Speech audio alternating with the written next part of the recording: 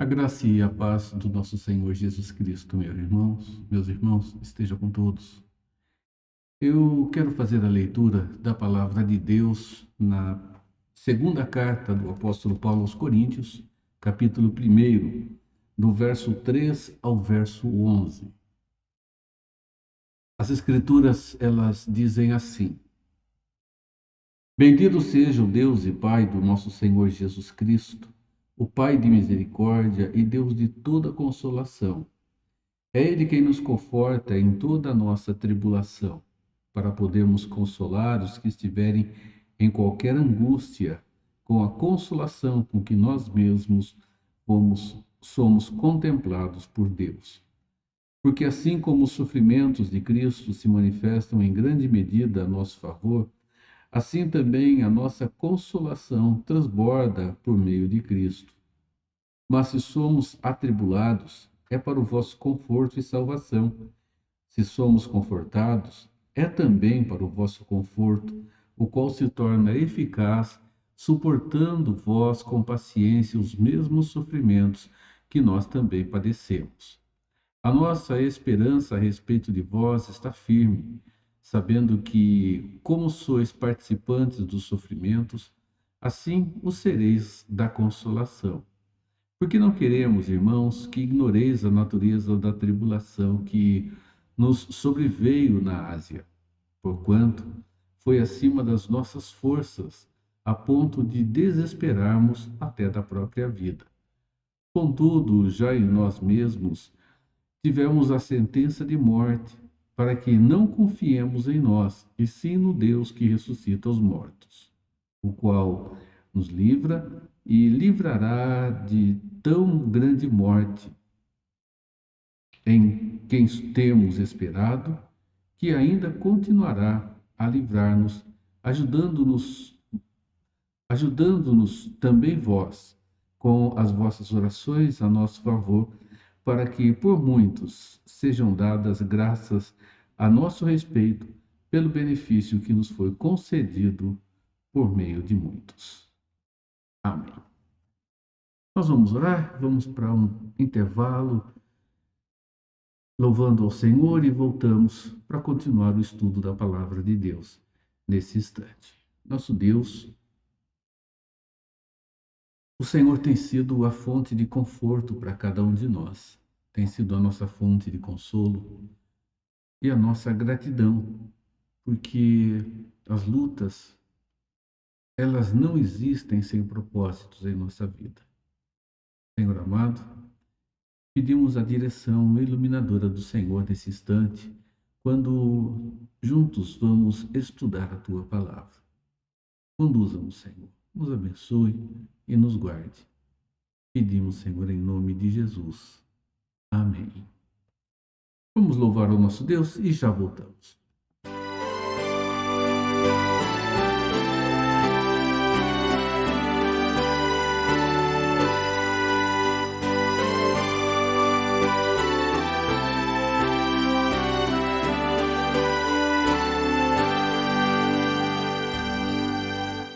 Deus é meu pastor no inferno, nada pois me faltará. Com seu santo amor eterno, sempre me sustentará. As pastagens verdejantes, Ele vem me conduzir, e nas relvas abundantes o descanso então fruir, e nas relvas abundantes o descanso então fruir. Vem com suas mãos divinas mansamente me guiar, rumo às águas cristalinas que me vão sedentar, por veredas da justiça, prazeroso me conduz, e depois da dura liça, vou gozar a eterna luz, e depois da dura liça, vou gozar a eterna luz.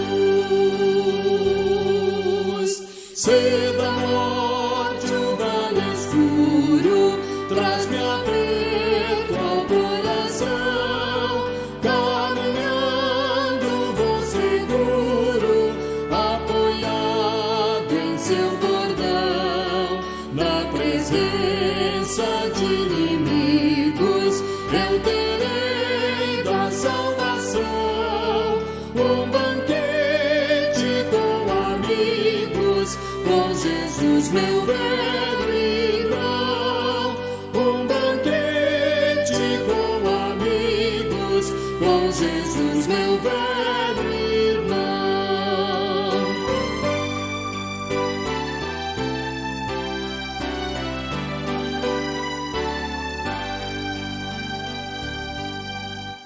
Olho santo derramado, a cabeça vem me ungir, vai meu cálice transbordando, por grandioso bem fruir.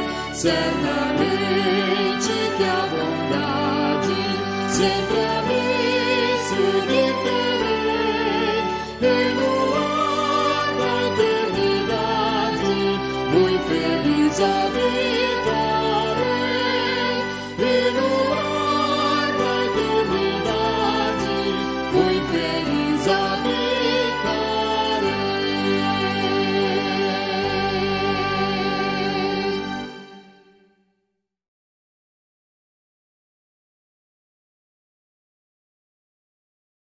Nós temos na segunda carta que Paulo escreve à igreja de Corinto um retrato de sentimento, um retrato de emoção, um retrato de envolvimento sentimental muito forte nas linhas escritas pelo apóstolo.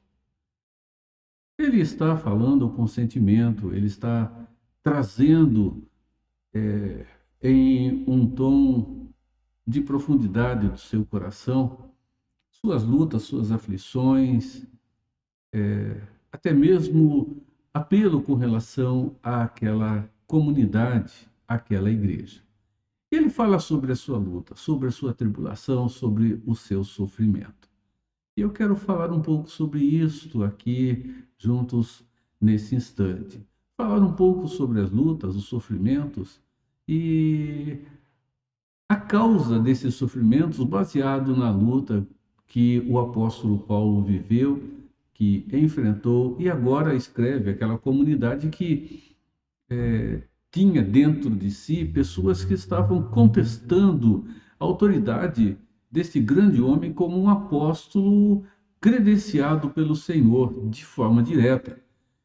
A comunidade de Corinto, ela estava cheia de pessoas que estavam se designando apóstolos da mesma forma. Falsos apóstolos, falsos profetas, falsos mestres. E muitos deles estavam afrontando a Paulo com relação ao seu apostolado porque foram duramente advertidas por ele. Vamos olhar aqui o que podemos aprender do que este primeiro capítulo desta carta pode nos ensinar. Uma igreja consoladora, né? A relação do consolo, ela está presente de maneira muito forte aqui nesse primeiro capítulo. E ela está presente, ligada diretamente à luta, ao sofrimento, aos momentos difíceis que o apóstolo Paulo enfrentou. Então, nós vamos falar um pouco sobre isso, olhando para o que Paulo disse. Sofrimento sendo consolado e sendo, através do próprio Deus, um instrumento para ajudar as outras pessoas. Repassando aos irmãos aquilo que, da mesma forma, recebemos do nosso Deus, o Deus Todo-Poderoso. O texto que temos por base é o de 2 Coríntios, capítulo 1. Nós, meus irmãos, estamos ainda vivendo os ventos da teologia da prosperidade soprando sobre nós de uma maneira muito forte. Essa teologia, ela caminhou, ela veio, entrou no meio evangélico de uma maneira muito forte dentro do nosso país e ela ganhou forma dentro das comunidades. Comunidades conservadoras, históricas, conservadoras não históricas, comunidades pentecostais, neopentecostais e comunidades conservadoras históricas, como é a nossa igreja. E essa teologia, ela influenciou demais as igrejas dentro do nosso país. Influenciou muito. E a sua proposta, ela se tornou uma proposta extremamente atraente, atrativa. Uma proposta que, no momento em que o nosso povo passa por lutas, passava por dificuldades e ainda tem passado, o nosso povo tem enfrentado lutas, principalmente com muitas necessidades na área econômica, ela vem a ser um prato cheio para que nós, como evangélicos, como povo de Deus, como crentes em Cristo e outros que não são, se debruçassem sobre esse prato, buscando ali alimento para essas necessidades do coração. Com essa influência tão forte, muitos, meus irmãos, concluíram que as aflições, as tribulações e as lutas, elas não deveriam fazer parte da vida de uma pessoa que conheceu a Cristo e o caminho da felicidade, o caminho da prosperidade, o caminho do bem-estar. E bem-estar, não apenas o bem-estar espiritual, mas o bem-estar material. Então, nós vemos, meus irmãos, que aqueles que não estavam vivendo tudo isso,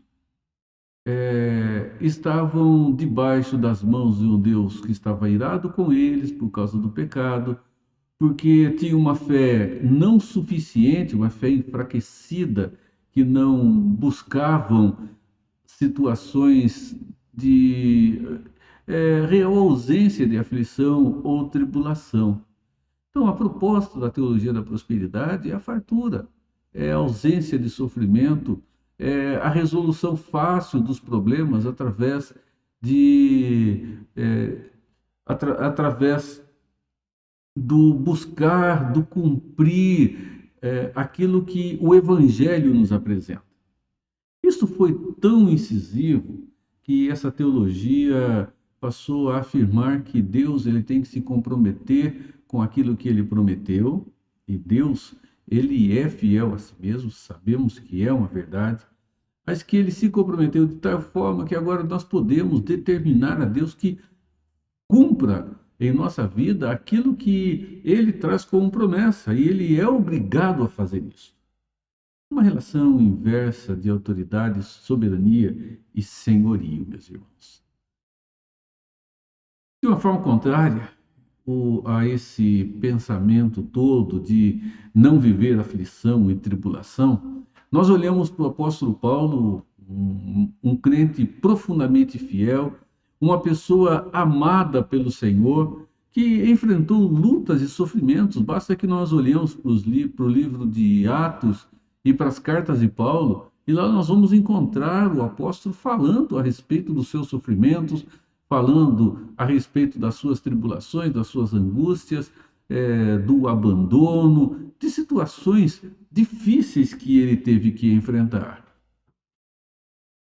Irmãos, vamos lembrar que em todo momento em que ele esteve cumprindo o seu comissionamento, e Deus mesmo comissionou em Cristo Jesus, Cristo vem a ele, o comissiona, o designa para o trabalho que se tornou um trabalho apostólico,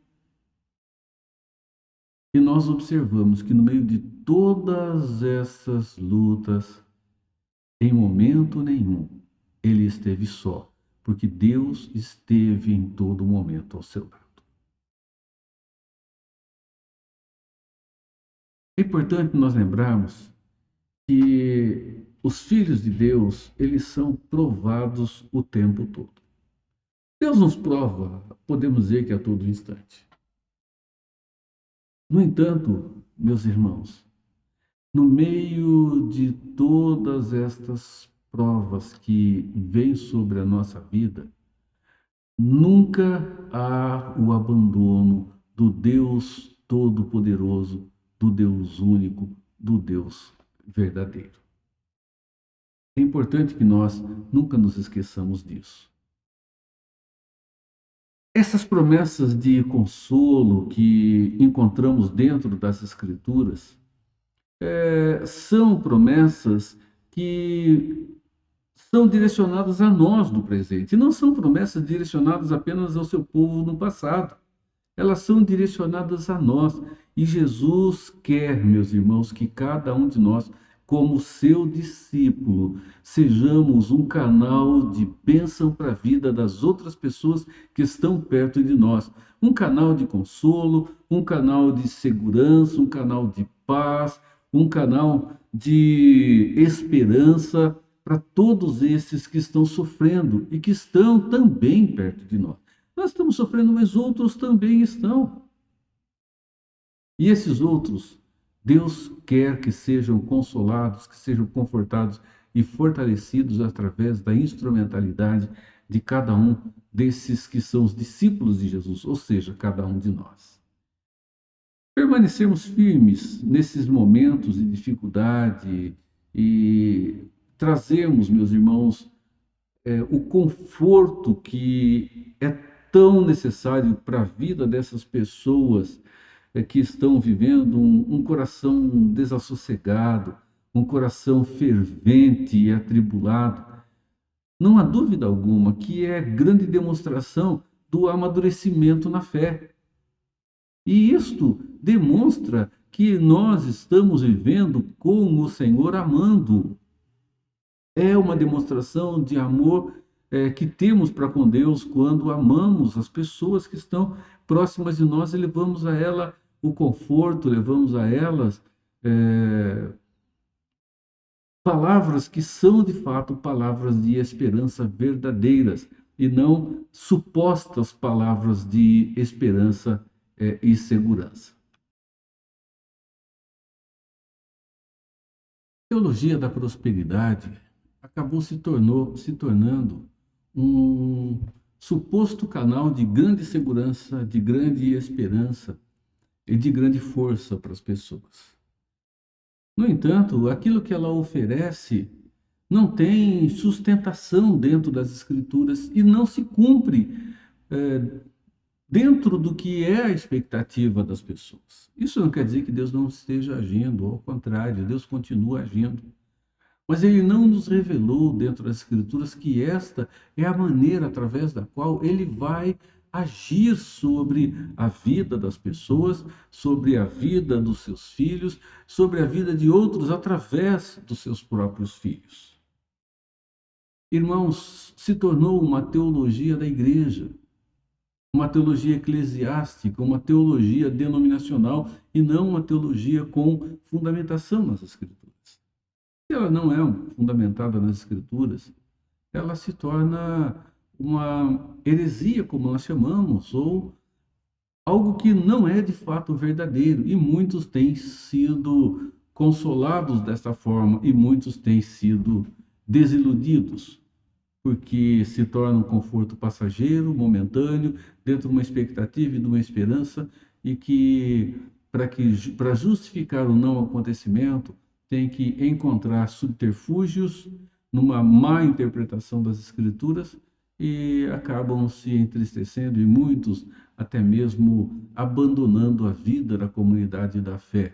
Muitos abandonam porque nunca foram de dentro dela e só estiveram dentro dela para buscar os interesses que possam suprir aquela necessidade momentânea, presente e emergencial. Outros se desiludem e acabam ficando muito tempo na angústia e no sofrimento da distância da comunhão com o povo de Deus, por terem quebrado em seu coração uma linha de confiança no Deus Todo-Poderoso pelos falsos ensinos que lhes foram trazidos. Paulo começa esta carta que nós estamos agora estudando, lembrando que ele foi designado apóstolo diretamente por Deus, pela pessoa de Jesus Cristo. E o Jesus comissionou a ele para esta obra, para esse trabalho, para levar o evangelho aos gentios, aos não-judeus, e se tornar um canal, uma fonte de fortalecimento e consolo a eles no sofrimento. Veja o que ele diz aqui, logo no início da sua carta.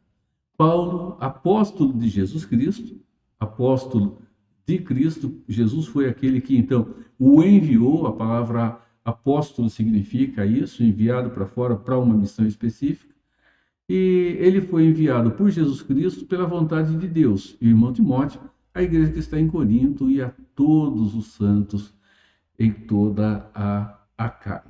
Gálatas 1, de 15 a 17, né, nos liga também a essas palavras ditas pelo apóstolo. Quando, porém, ao que me separou antes de eu nascer e me chamou pela sua graça, aprouve revelar seu Filho em mim, para que eu o pregasse entre os gentios, sem detença. Não consultei carne e sangue, nem subi a Jerusalém para os que já eram apóstolos antes de mim, mas parti para as regiões da Arábia e voltei outra vez para Damasco. Ele está autenticando aqui o seu apostolado. Ele está autenticando aqui, fundamentando o seu comissionamento. Foi eleito, foi separado antes de nascer, foi chamado pela graça, Deus revela Cristo a ele, e ele é chamado por esse Cristo revelado a ele para ser o apóstolo que ele foi. Meus irmãos, essa lembrança tinha a intenção de combater aqueles que estavam contestando a autoridade apostólica dele. Apesar, meus irmãos, das palavras daqueles que tinham falso ensino fácil na língua, Paulo ele continua tratando aqueles irmãos como irmãos em Cristo, como verdadeira igreja do Senhor Jesus. Ele não muda o seu tratamento, apesar da hostilidade, apesar da dúvida, apesar da contestação com relação ao que ele já havia ensinado. Vejam, Paulo, apóstolo de Jesus Cristo, de Cristo Jesus, pela vontade de Deus, e o irmão Timóteo, a igreja de Deus. Né? É assim que ele trata aquela comunidade rebelde, aquela comunidade briguenta, aquela comunidade separatista entre ela mesma, aquela comunidade que menosprezava os seus próprios membros, fazendo distinção entre os que eram mais ricos e os que eram mais pobres. Ele os chama de Igreja de Deus. Igreja de Deus, porque, meus irmãos, ela não que ela seja perfeita, mas porque ela foi chamada pelo Senhor de maneira própria, também para cumprir o seu propósito e o seu papel dentro do local onde ela foi inserida. Paulo está buscando aqui o apoio dessa igreja, o apoio daquela igreja que ele chama de Igreja de Deus, uma igreja falha, para ajudá-lo nas lutas que ele está enfrentando. E para que eles fossem força de sustento à sua própria caminhada, à sua própria vida, sendo presente em suas orações dentro do seu ministério. Uma coisa que é importante, quando uma igreja amadurece, meus irmãos, ela se envolve com as aflições daqueles que também Deus chama dentro das Escrituras de justos. A igreja, quando ela amadurece, ela se envolve dentro dessas aflições, mesmo que seja à distância, não podendo estar perto, como era o caso da igreja de Corinto e de outras comunidades, que oraram e que enviaram recursos para o sustento de Paulo e de outros crentes. Em Jerusalém, por exemplo, que eram mais pobres e estavam passando por dificuldades. Essa igreja carrega consigo, meus irmãos, aquela marca de quem participa dos sofrimentos de Cristo e faz isso por amor, meus irmãos, à santa revelação de Deus. E ela faz questão de proclamar em todo o tempo essa verdade. O apóstolo Paulo não usa outra ferramenta senão a si mesmo para fortalecer o ânimo daqueles nossos irmãos. Ele é o próprio instrumento usado por Deus para que os nossos irmãos de Corinto fossem fortalecidos. Ele fala do seu sofrimento. E o seu sofrimento ele usa para que eles tivessem força para continuar a sua caminhada na fé. Irmãos, a palavra de Deus nos revela que as lutas de Paulo foram muito grandes, foram muito duras, foram duríssimas. E ele chega a afirmar o seguinte, vejam só nos versos 8 e 9, porque não queremos, irmãos, que ignoreis a natureza da tribulação que nos sobreveio da Ásia. Quer dizer, eu quero que vocês não tenham conhecimento do que eu passei na Ásia. Ele diz, porquanto foi acima das nossas forças, ao ponto de desesperarmos até da própria vida. Paulo, ele achou que ele ia morrer, ele já estava sentenciado de morte. E ele fala à igreja a respeito disso. E ele continua, contudo, já em nós mesmos tivemos a sentença de morte, já tinha sido sentenciado, para que não confiemos em nós e sim no Deus que ressuscita os mortos. As lutas foram tão grandes, meus irmãos, que agora ele está sendo condenado à morte. E é interessante que a primeira vez Paulo foi condenado por heresia, foi condenado por pregar o evangelho. Agora não. Agora ele está sendo condenado o ato cometido contra as pessoas. Estamos aqui num contexto, meus irmãos, em que Roma havia sido incendiada, haviam atribuído aos cristãos o incêndio de Roma, e Paulo era o líder entre eles. Eles estão acusando o apóstolo Paulo de morte.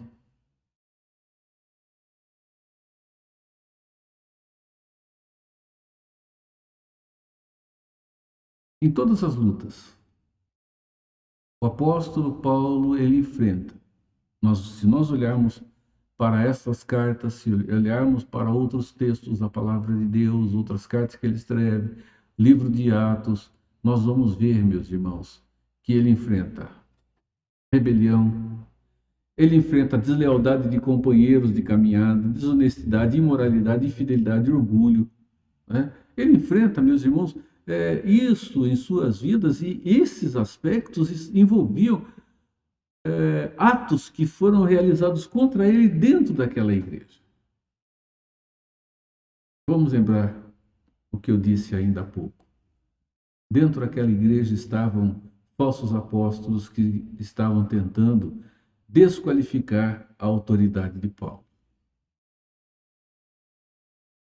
Paulo conhecia muito bem aquela comunidade.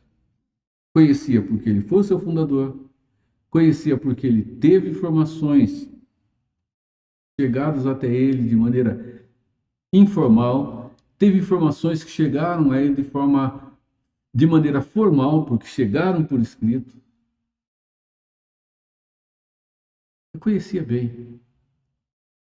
No entanto, apesar de saber como era aquela comunidade, a confiança dele estava depositada, antes de tudo, no Deus de todo conforto, no Deus de toda força, no Deus que oferece, no meio das lutas, meus irmãos, no meio das tribulações, das chacoalhadas da vida, força renovada e o conforto que é tão necessário para que continuemos a nossa caminhada.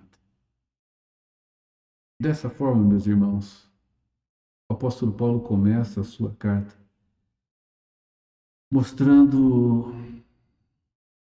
onde estava o seu coração, mostrando a admiração, meus irmãos, que esse homem tinha pelo Senhor Deus Todo-Poderoso, pelo seu grande Deus.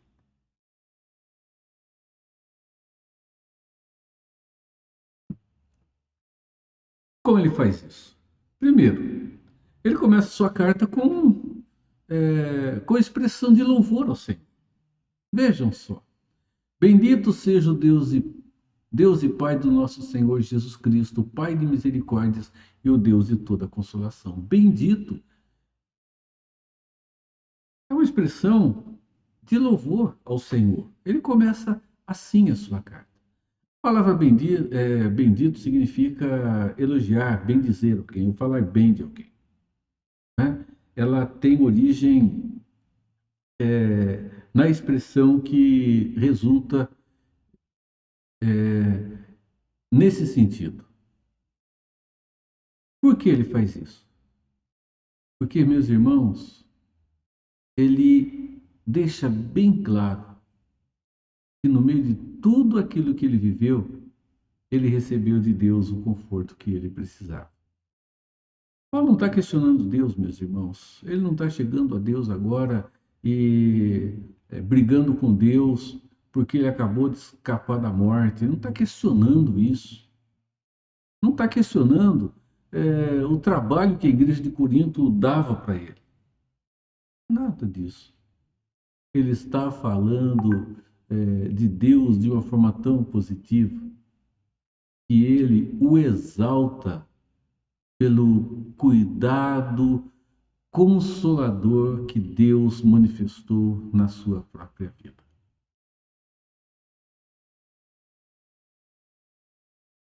Quando nós olhamos para a vida desse apóstolo, nós observamos a sua ira, perseguindo os cristãos, indo atrás deles, a sua fúria, a sua conversão, a mudança na sua vida. E nós observamos que, analisando o que aconteceu depois da conversão de Paulo, não há dúvida nenhuma que nós encontraríamos muitos motivos na vida dele para que ele estivesse revoltado com Deus, ressentido. No entanto, ao invés disso, ele está louvando ao Senhor, está falando bem de Deus, ele está demonstrando gratidão ao Senhor. E é interessante que ele faz isso demonstrando a sua gratidão por quem é Deus. Ele experimenta Deus e experimentando Deus, ele agora manifesta o que está em seu coração com relação ao Senhor. Ele conheceu um braço forte, fiel e poderoso que o havia sustentado até aquele momento em todas aquelas situações difíceis que ele havia enfrentado. A presença de Deus sempre foi consoladora na vida do apóstolo Paulo, sempre foi confortadora, sempre foi fortalecedora, e ele está louvando a Deus por isso. Nós costumamos louvar a Deus pela facilidade. Paulo está louvando a Deus pela dificuldade, porque ele reconhece que a dificuldade só foi vencida porque Deus foi a sua força, o seu conforto, o seu consolo, foi o que o tomou pela mão, ajudando a dar um passo a mais na sua vida. É assim que o apóstolo Paulo vê as suas tribulações no relacionamento com Deus. Hoje, nós encontramos a maioria das pessoas querendo se livrar da luta, não querendo o problema. Não sei como vai conseguir isso, né? Porque eles vão continuar aí. Mas essa tem sido a proposta deste evangelho do nosso tempo. Jesus morreu pelas nossas dores, pelo nosso sofrimento. Então, acontecendo isso, nós não vamos ter nada disso mais se tivermos fé e soubermos usar esta fé. Eu não sei onde nas Escrituras as pessoas encontram esse fundamento.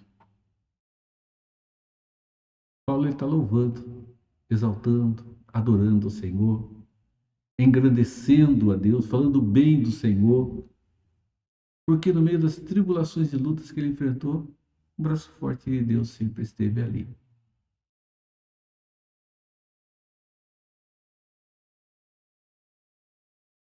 O coração de Paulo estava cheio de louvor ao Senhor. A palavra consolação, ela vem de uma palavra que está ligada diretamente ao Espírito Santo. A palavra paráclitos, que significa o advogado, o consolador. Então, nós observamos que o Deus, quando ele fala do Deus de toda consolação, ele está falando do Deus que é o seu defensor, que é o seu consolador. O Deus, o Paráclito, o Espírito Santo de Deus, que consola, que conforta, que fortalece.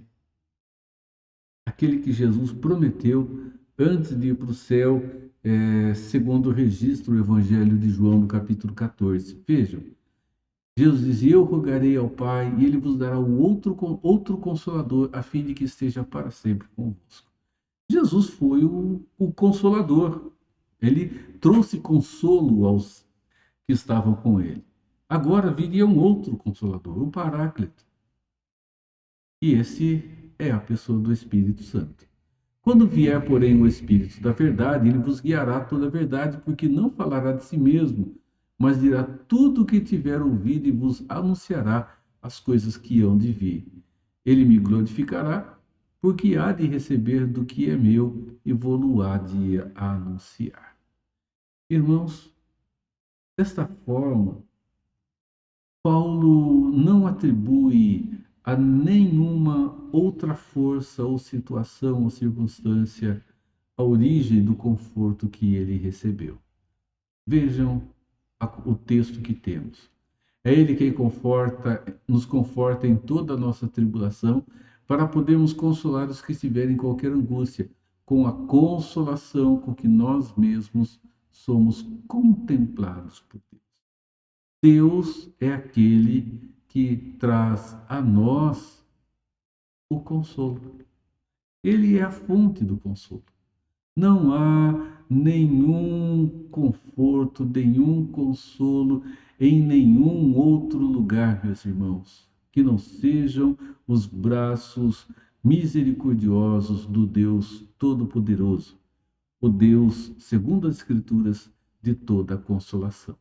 Vejam o verso 3: Bendito seja o Deus e Pai do nosso Senhor Jesus Cristo, Pai de misericórdias e Deus de toda a consolação.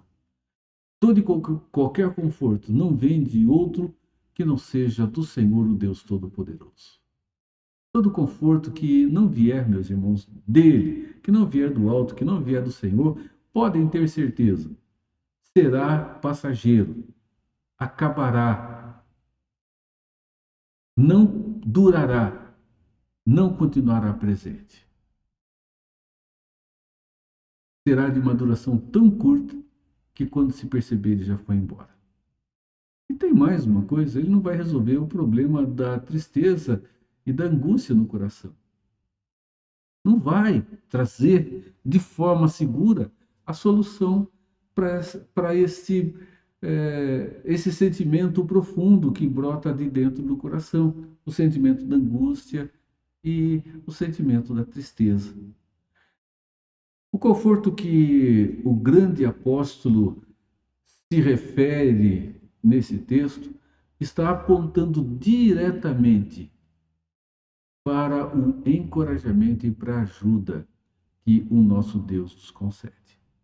Aponta diretamente, meus irmãos, para a exortação que Deus nos dá. Deus é aquele que encoraja, que ajuda, que exorta, é o único que, de fato, pode fazer isso de maneira permanente, constante e que não seja mínima em nossa vida e passe logo. O consolo não tem nada a ver com um sentimento de satisfação que não tenha vigor nenhum. Interessante pensarmos nisso. Não tem a ver com aquela força momentânea, com aquele ânimo instantâneo e que vai embora depois das borbulhas terminarem. O consolo de Deus fala, meus irmãos, daquela ação que fortalece o coração da gente de uma maneira tal que nos dá condição para continuarmos a nossa luta.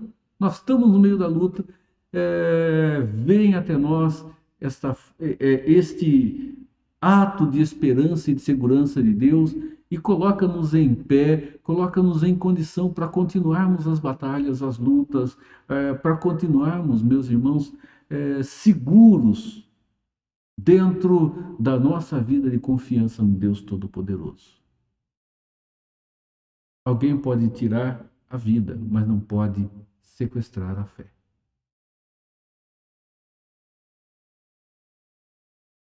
Tudo isso que brota do Senhor com a segurança de promessas. E promessas são aquelas que se realizam, se concretizam, que não há o que possa fazer com que ela não se consume na vida dos filhos de Deus ou na vida da criação de Deus diante dos propósitos que ele estabeleceu. Promessas de conforto. Vejam então, voltamos lá para o capítulo 1, verso 4. É Ele que nos conforta em toda a nossa tribulação, para podermos consolar os que estiverem em qualquer angústia, com a consolação com que nós mesmos somos contemplados por Deus. O verso 4 agora, tomando os pontos de uma maneira invertida, nós chegamos ao início dele, que mostra que Deus é aquele que nos conforta em toda a nossa tribulação. O apóstolo Paulo conheceu tudo isso. Tribulação, aflição, perseguição, fome, espada, perigo, nudez. ele registra isso em uma de suas cartas, né? Em Romanos ele fala sobre esses aspectos. Ele diz que nada pode nos separar do amor de Deus que está em Cristo Jesus. Aqui no início, meus irmãos, o apóstolo parece que quer dizer o seguinte para a gente. Dê uma olhada. Em primeiro lugar, quero que vocês saibam que o Deus de todo conforto não falha nunca. Mais ou menos isso que ele está querendo dizer. Eu quero que vocês saibam que o Deus, que é o Deus de todo conforto, ele não falha absolutamente em momento nenhum. É mais ou menos o que ele quer dizer, parafraseando o início do versículo 14 do capítulo 1.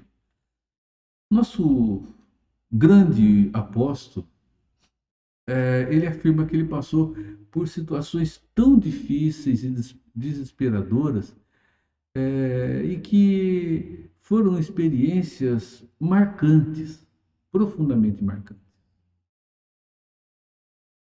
E ele mostra que, mesmo no meio de toda essa experiência difícil e dolorosa que particularmente ele passou, meus irmãos, Deus nunca esteve longe dele. Ele quer que nós saibamos disso. Ele queria que a igreja de Corinto soubesse que Deus nunca o abandonou.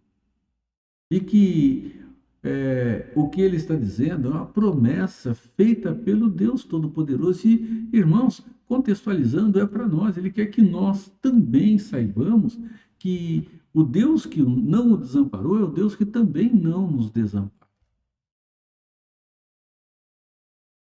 O apóstolo passou por naufrágio, passou por situações que, se nós olhássemos, nós diríamos que não seria justo um homem como aquele que prega a palavra de Deus passar pelo que ele passou. A questão de justiça é uma questão que está com o Senhor. O fato é que Deus o designou para um trabalho, fez dele um apóstolo,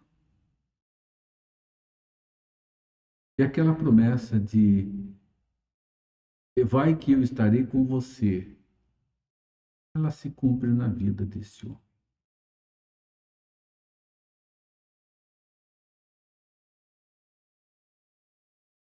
Isso aqui é importante. Jesus nunca prometeu que deixaria os seus discípulos no passado ou no presente livres de problemas. Ele nunca fez essa promessa. Mas ele fez uma promessa. A promessa de que nunca os deixaria. E nunca os deixaria sem o conforto necessário.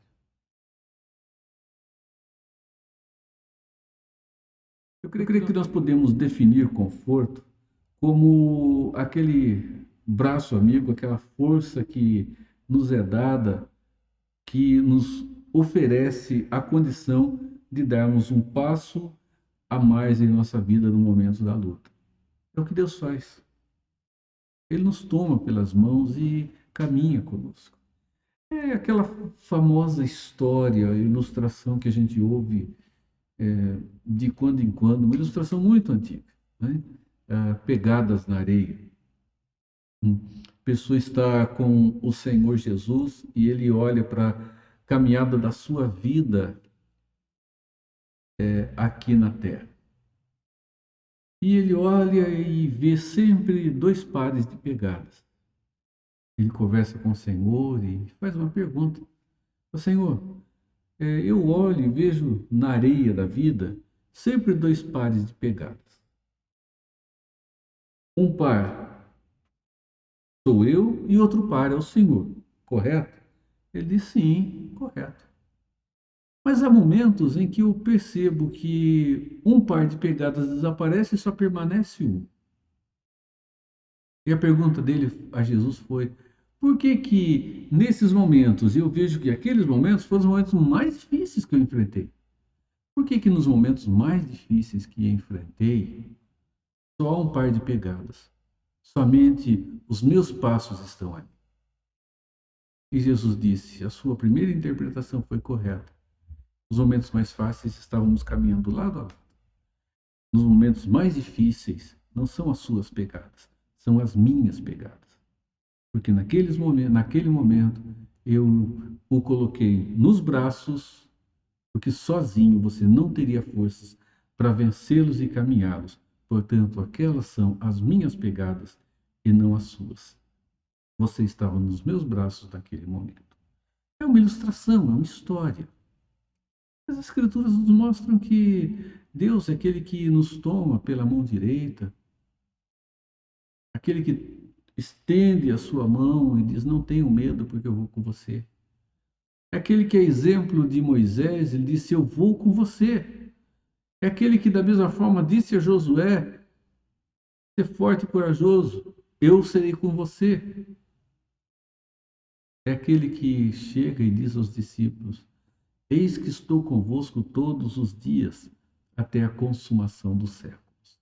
Eles morreram, a consumação do século indica a volta, a segunda vinda de Jesus. Então, nós somos os discípulos do presente, do futuro de Jesus naquele tempo, e que afirmou que hoje ele continua conosco.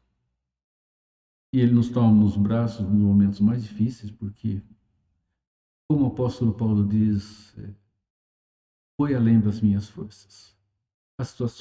Há situações que vão também além das nossas próprias forças. Só conseguimos caminhar porque Deus nos toma nos braços e nos ajuda a passar pelas situações difíceis, pelas situações que nós mesmos não teríamos condições por nós de vencer.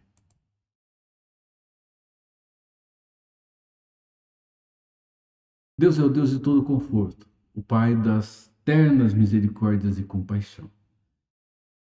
Ele sempre, meus irmãos, vai dar a nós o encorajamento e a força necessária para passarmos pelas situações difíceis. Agora, é importante sabermos que esse conforto dado por Deus, ele é real. E a força que ele nos concede é uma força autêntica e uma força verdadeira. De maneira segura, meus irmãos, Deus está tão presente conosco quanto esse ar que nós respiramos nesse instante. A tribulação que Paulo sofreu foi muito forte demais. Foi forte de forma que ele diz que esteve pronto a esmagar a sua própria fé. Mas em todos os momentos, o que se destaca foi a força de Deus confortando o apóstolo, dando a ele condição para continuar. O verbo confortar é importante nós observarmos. Ele não significa dar facilidades ou criar facilidades, mas significa dar coragem e ousadia para continuar na luta, para resistir às pressões, para continuar com a mesma firmeza, a mesma segurança em Deus. Nós vamos ver aqui no versículo de número 7 essa promessa. Ele diz: a nossa esperança a respeito de vós está firme, sabendo que, como sois participantes dos sofrimentos, assim o sereis da consolação. Paulo não duvida da fidelidade de Deus em sua vida em momento nenhum. Em nenhum momento ele duvida que Deus não estaria com ele, renovando as suas forças e revigorando no meio das lutas. Aqueles nossos irmãos de Corinto, né? Aqueles irmãos complicados de Corinto, eles tinham a promessa, meus irmãos, de que Deus os fortaleceria, os confortaria, Deus estaria com ele, né? E mostra que o fato de haver luta revela da parte de Deus propósito. E qual é o propósito do sofrimento? Voltamos lá para o verso 4. É Ele quem nos conforta em toda a tribulação, para podermos consolar os que estiverem em qualquer angústia, com a consolação que nós mesmos somos contemplados por Deus. Irmãos, a aflição que enfrentamos, recebe de Deus o conforto, não é para que descansemos na sombra, mas é para que sejamos instrumento nas mãos de Deus para consolar as pessoas que vivem em angústia também. E isso é sinal, meus irmãos, de uma igreja madura, de uma igreja que cresceu no Senhor. E esta igreja é aquela igreja que se relaciona de maneira mútua. Esse consolo que Deus concede tem um propósito, ele tem uma razão, ele tem uma finalidade. E a finalidade é a de sermos instrumento nas mãos dele para consolarmos aquelas outras pessoas que estiverem passando por situação de angústia. Deus usa o conforto que ele está nos oferecendo. E ele mostra, meus irmãos, que esse conforto não é um fim nele mesmo, mas ele é um instrumento de Deus para que nós confortemos de maneira mais eficiente as pessoas que estão aí perto de nós. Significa que o consolo de Deus, ele tem uma relação missional.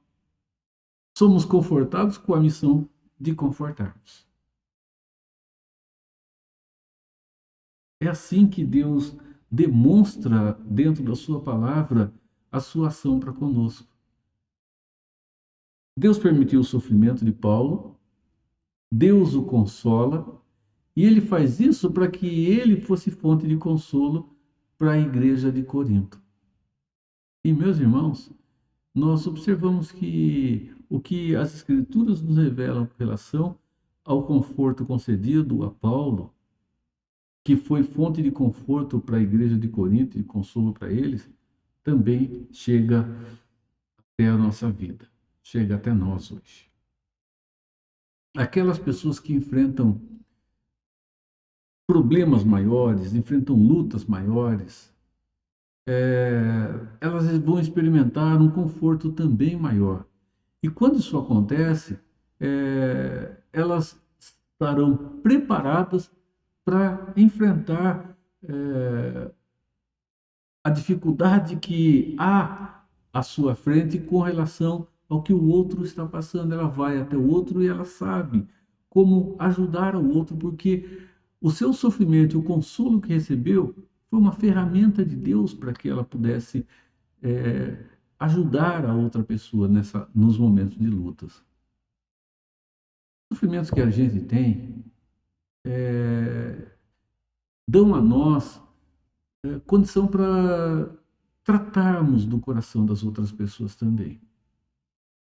Tratarmos do seu coração, tratarmos da sua luta, não com falsas esperanças, propostas ou expectativas. Não.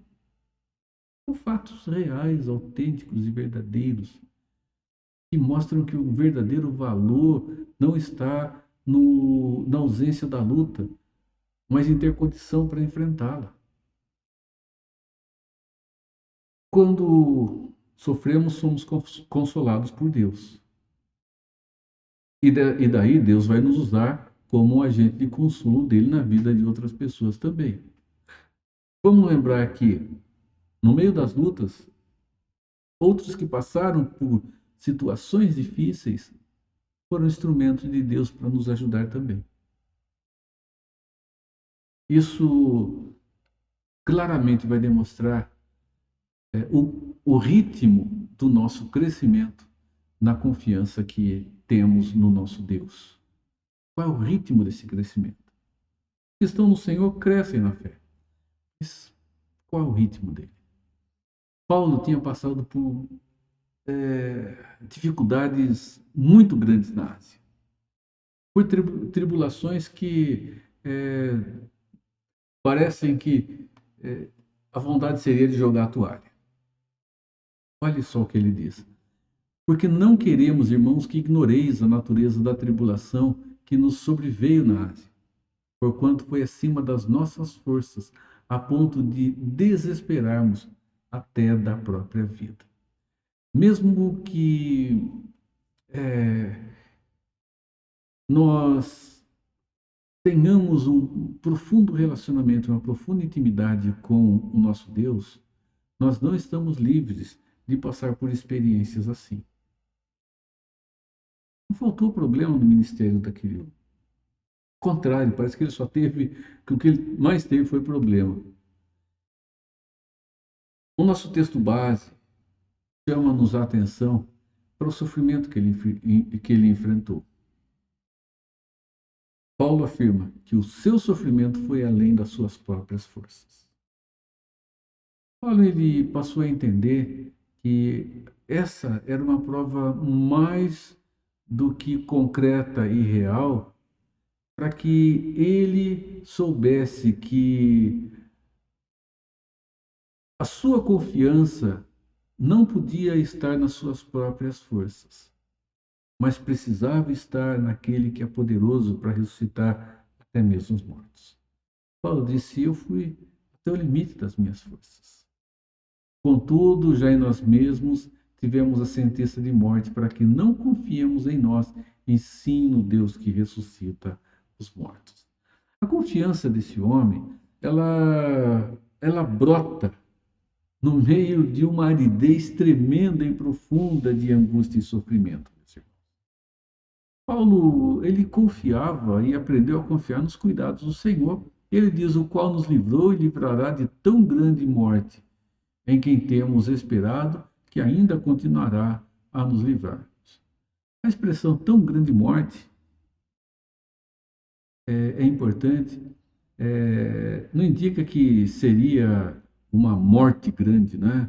Não sei como podemos definir morte grande ou morte pequena, mas indica que a morte dele era uma morte inevitável. A situação era tal que ele não tinha como fugir da morte. Com todo o direito de defesa que teve, e tudo o que a estrutura legal romana lhe concedia, irmãos, ele está dizendo, eu estava numa situação que não tinha como fugir da morte.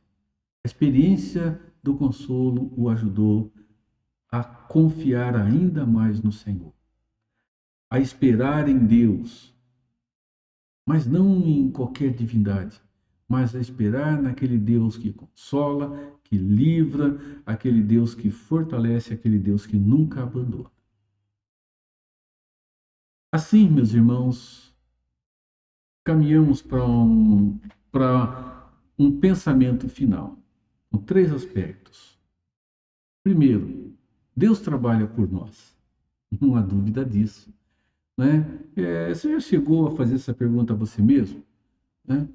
Por que problemas tão difíceis, de tanta dor, tão devastadores, fazem parte da vida e da experiência de alguém que está firmado em Cristo?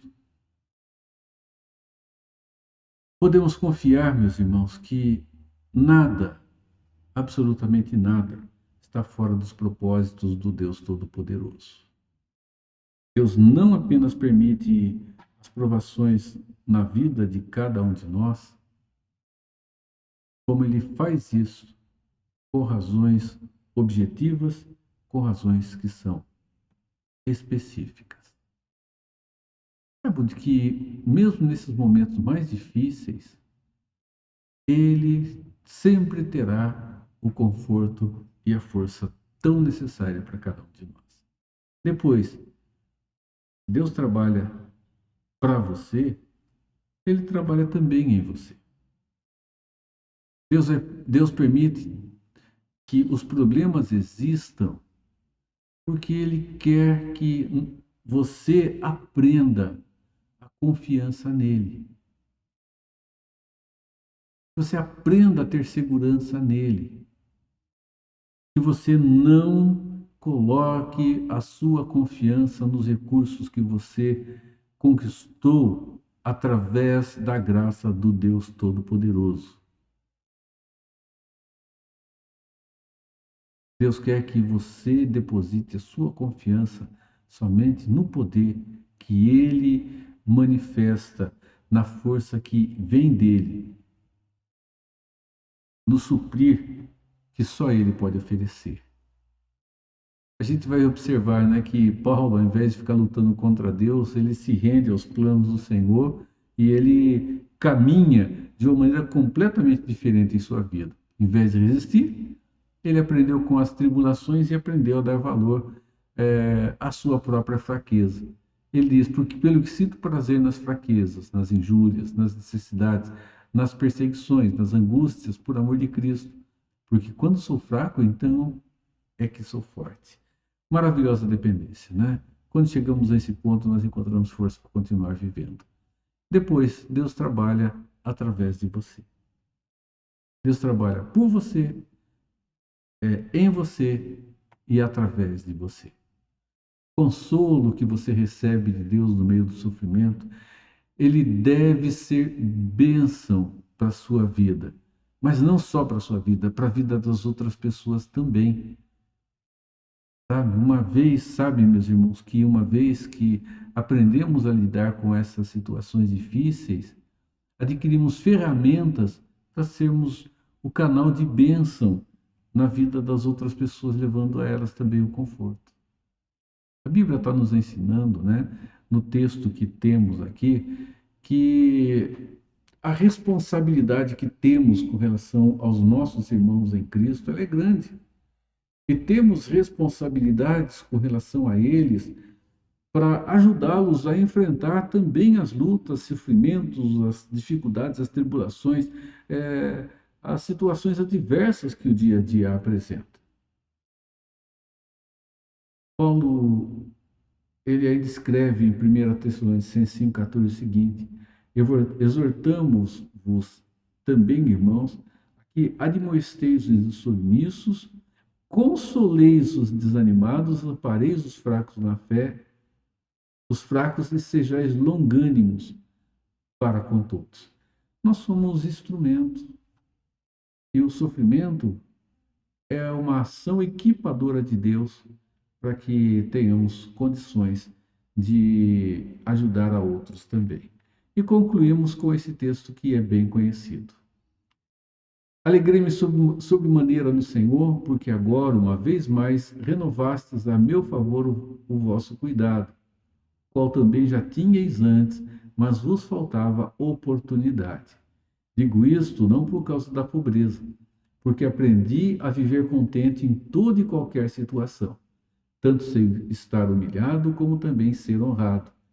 De tudo e em todas as circunstâncias já tenho experiência, tanto de fartura como de fome, assim de abundância como de escassez. Tudo posso naquele que me fortalece. Então, vamos lembrar que somos igreja. E a igreja do Senhor é uma igreja confortadora. E ela é confortadora porque ela recebe do Senhor conforto.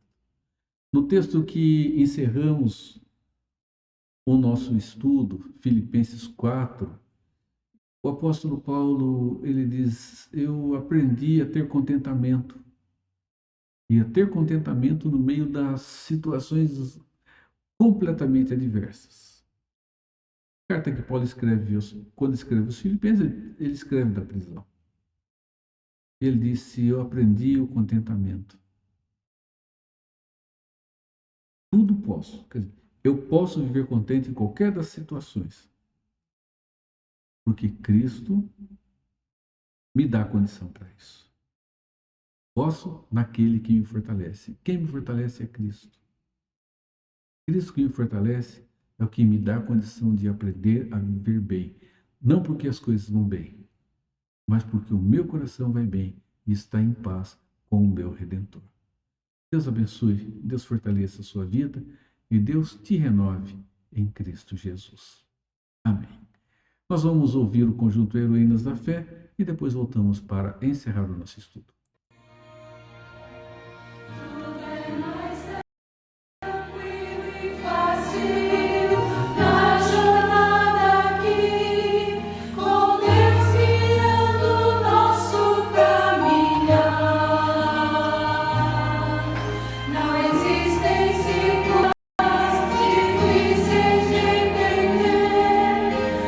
Deus está conosco, é tudo bom.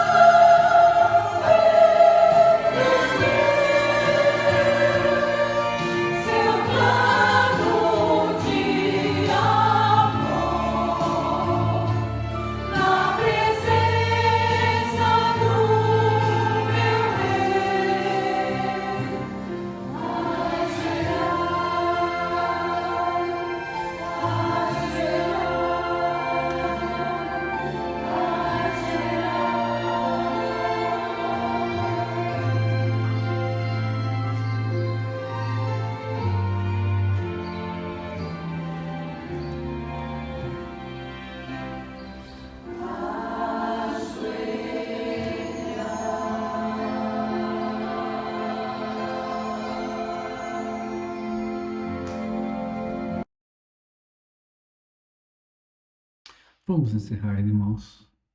Pai,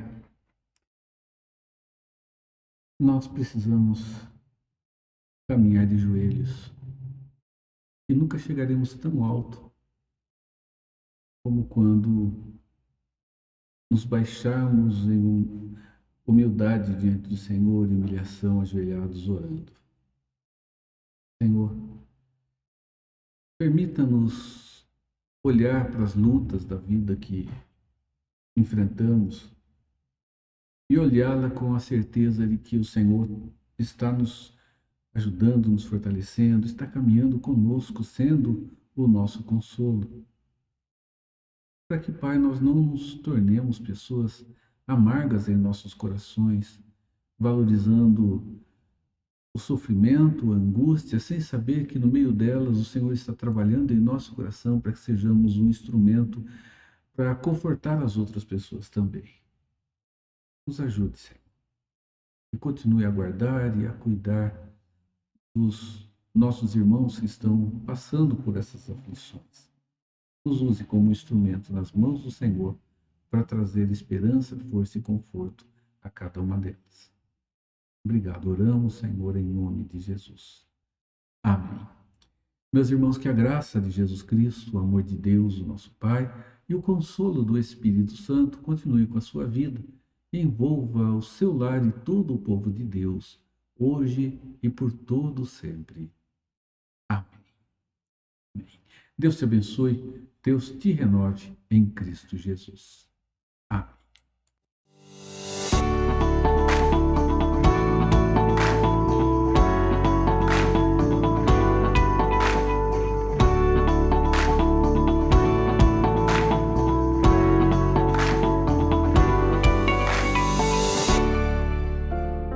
Com efeito, os teus testemunhos são meu prazer, são os meus conselheiros. Salmo 119, 24. A palavra de Deus é mais preciosa do que muito ouro depurado e mais doce do que o mel e o destilar dos favos.